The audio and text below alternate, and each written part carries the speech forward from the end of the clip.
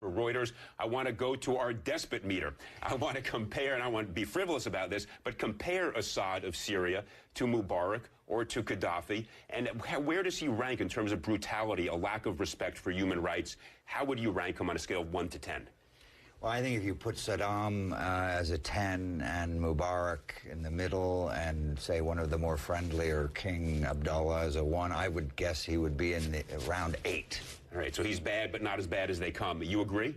Yeah, even I would nudge him up to 9. You know, Human Rights Watch said about Syria last year that it was one of the very worst offenders in the world. But again, we don't hear about it because there's just not a media presence, but he shoots to kill and he tortures.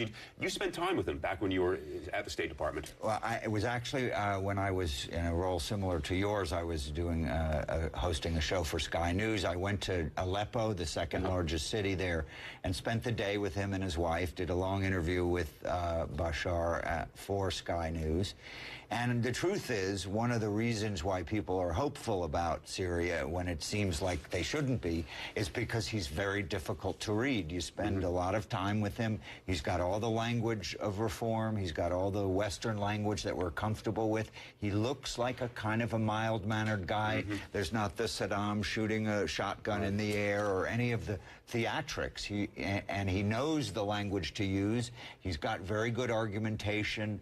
And so diplomats who follow him very closely had the experience that I had, is he'll tell you things that seem totally plausible, seems like he believes them, but then in the end, they never happen. Kind of like Saif Gaddafi. You know, there's the Western-educated son who has the patina of legitimacy, but the moment things get tough at home, boom, the iron fist comes out. Your assessment? I think that's an exactly right parallel. And he is the son of the dictator. And I think there was a hope that, you know, he was going to be the evolutionary model. It looks like that's not the case. Well,